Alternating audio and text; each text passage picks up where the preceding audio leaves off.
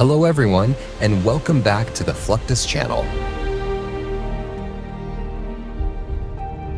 Submarines are essential to modern naval warfare, used for stealthy and fearsome means of extending military influence. Because these boats can patrol under the surface where they are all but invisible, shining anywhere from grid plotting to strategic deterrence.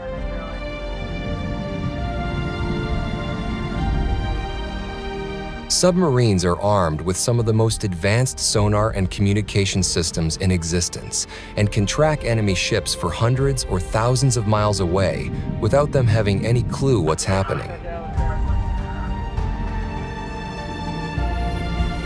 Submarines are powerful enough not just to launch from where it is safe, but directly at an attacker, striking first before disappearing again within seconds back into the submerged darkness of the oceans of the world. Submarines also grant a significant tactical advantage. The fact that they are silent and can remain underwater for weeks means they can launch surprise attacks,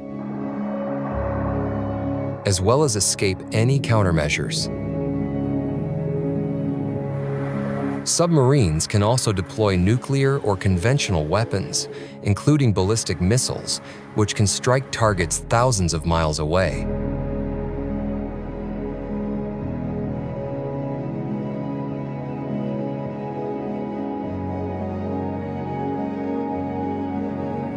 They form part of a nation's second strike capability, meaning even if a country results in being hit, it has the ability to retaliate with all but unstoppable force.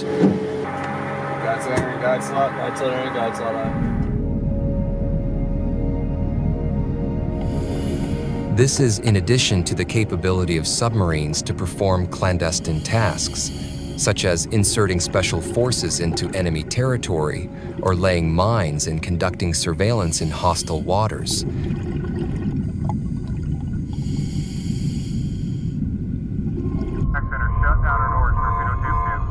Submarines rule the depths and offer us a strategic advantage, securing control over these vital domains while presenting potential challengers with an enduring deterrent in our increasingly competitive global environment.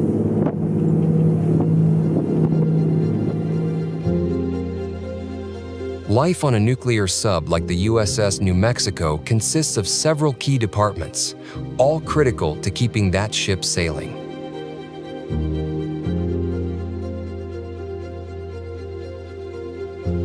The galley or mess is the center of crew morale, feeds people with meals, and acts as a break from the workspace.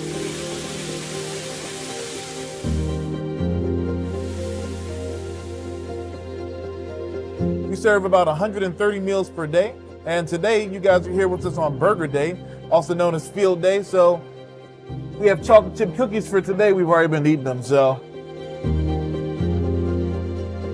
that's how you know they're good. Submarines have the best food in the Navy. Don't let anyone tell you anything otherwise. Weapons, including torpedoes and Tomahawk missiles, are regularly looked after and readied by the Armaments Department.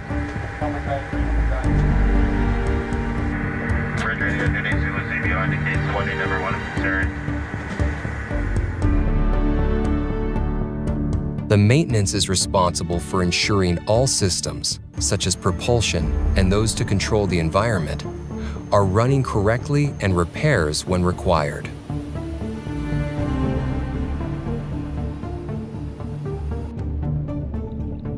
These decisions directly affect the ability of highly trained technicians in the control room to navigate and maintain depth, ultimately determining a submarine's success or failure on its mission. This approach to generating a variety of cross-functional mini-teams results in an integrated and robust crew designed for long-term deep-sea exploration missions.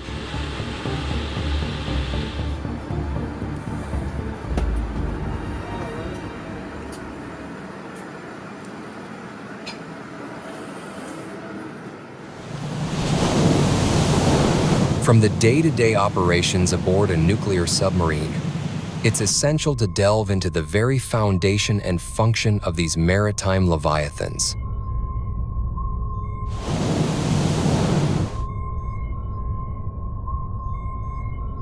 The design of a submarine is a marvel of modern engineering, tailored to operate efficiently under the pressures and challenges of the ocean depths.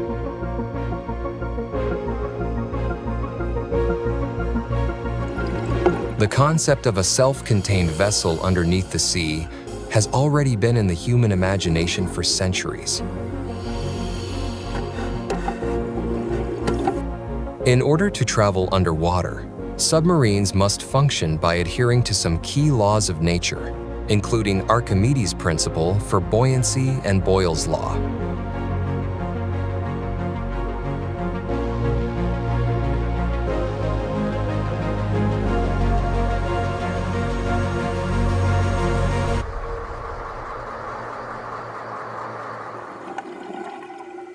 These vessels are designed to manage the extreme conditions of the ocean depths. Submarines are built with a double hull structure.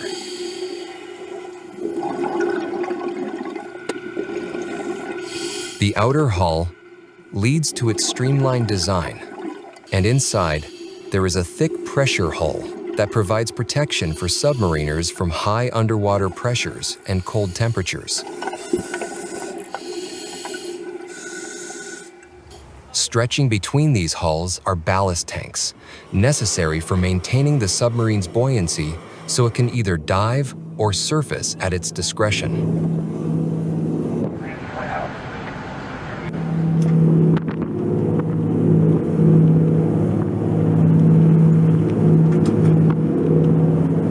That requires nearly constant balancing of a submarine, similar to trying to balance on a seesaw.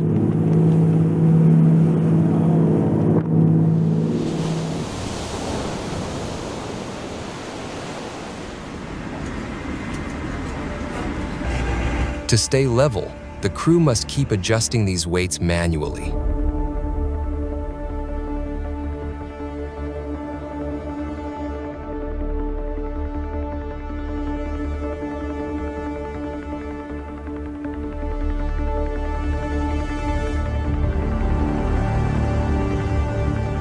Like an airplane, submarines have a rudder for steering and diving planes to control the depth.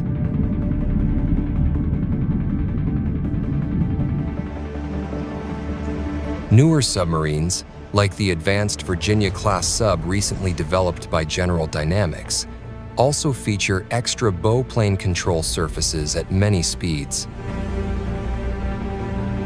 As we've navigated the complex design and operation of submarines, it's equally crucial to understand how these underwater fortresses sustain their missions over prolonged periods. Replenishment of supplies is not just a logistical need, but a critical factor in maintaining the operational readiness and morale of the crew. Resupplying a submarine requires exact and complex procedures based on what supplies need to be obtained when needed.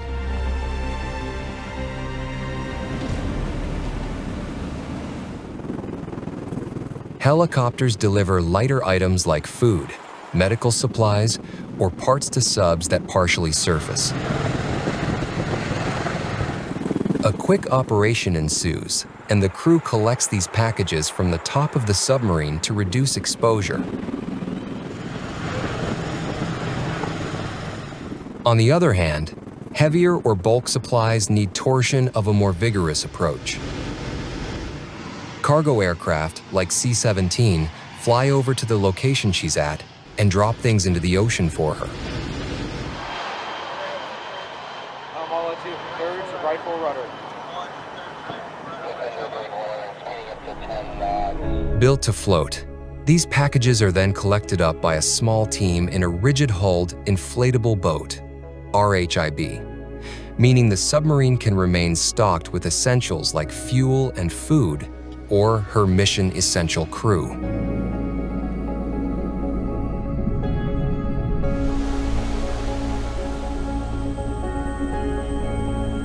Navigation of submarines through the Arctic is particularly problematic, especially when that entails breaking up thick ice packs on surfacing.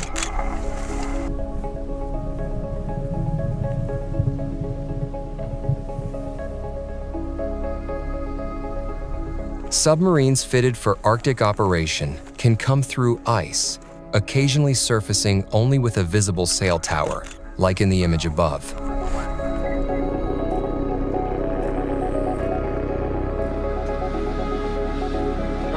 In this process of what is called ice surfacing, certain calculations are needed to determine where the thin spots are for them to be broken.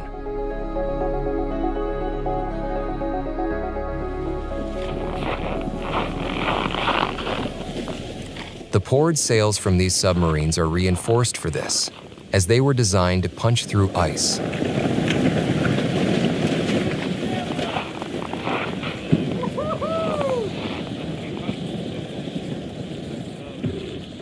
But when nature forms thick ice above the hatches, crew members are tasked with hacking through the frozen surface using chainsaws and picks.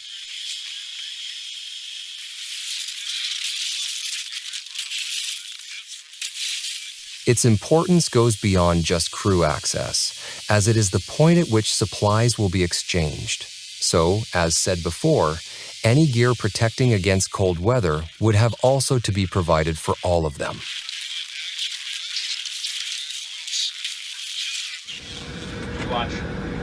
Arctic submarine missions are key to advancing scientific understanding of the Arctic, augmenting maritime domain awareness in a challenging operating environment, and maintaining presence against potential strategic competitors.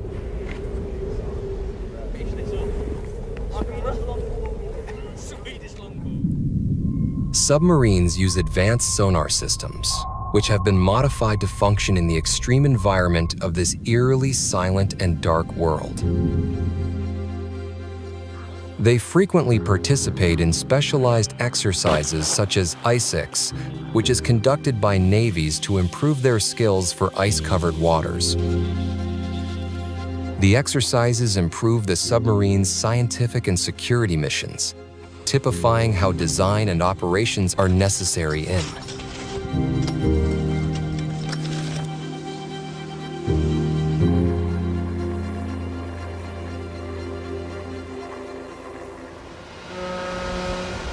The vital assets of naval warfare, submarines, eventually reach the end of their service lives and are decommissioned efficiently. The recycling process of submarines is complex, especially for nuclear-powered ones, mainly due to the fact that it involves meticulous steps to ensure safety, environmental protection, and the recovery of valuable materials. For decades, the United States has embraced a disposal and recycling process that allows it to get the most out of the ships.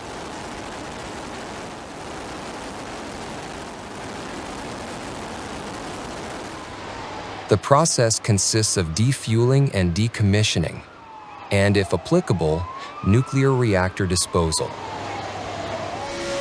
It is a long and often time-consuming process, but it ensures that maximum value is obtained from the dismantled ship.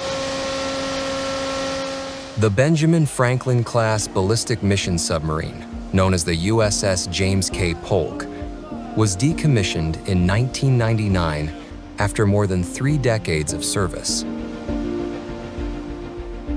The process started when the submarine was loaded into a dry dock at the Puget Sound Naval Shipyard in Bremerton, Washington.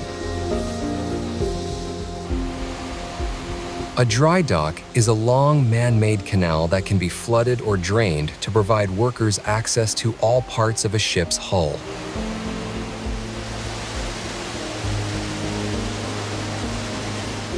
When it comes to a submarine, the dry dock must be flooded to allow the sub to enter easily. This step is typically performed with the help of several tugboats.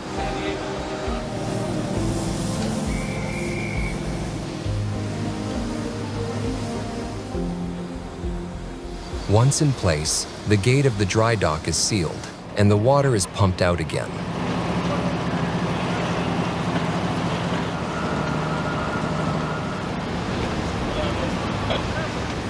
The next process is removing all valuable components and any items that may be useful. As the cutting process begins, the hull is divided into 3 or 4 large sections, depending on the size of the submarine, which makes it much easier for the workers to access the interior and disassemble various components.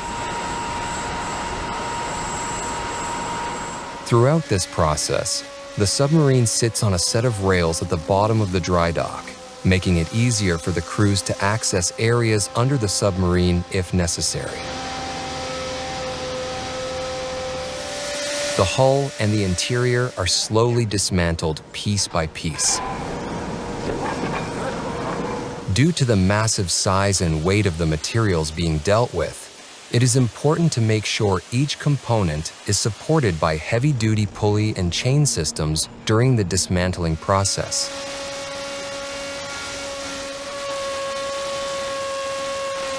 This practice prevents them from falling after they are cut away from the main section, ultimately securing the components and lives of the crew working there.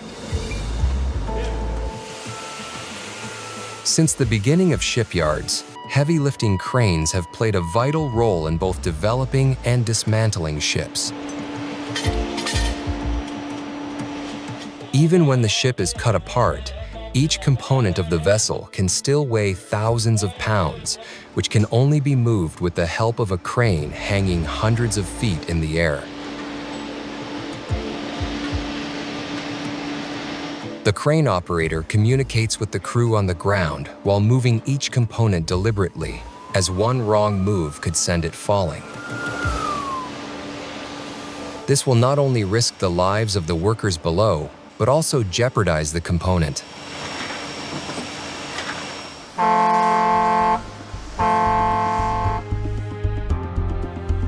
In the vast and mysterious world beneath the waves, submarines remain one of humankind's greatest engineering achievements and strategic tools. They combine stealth, endurance, and firepower to project strength far beyond visible horizons.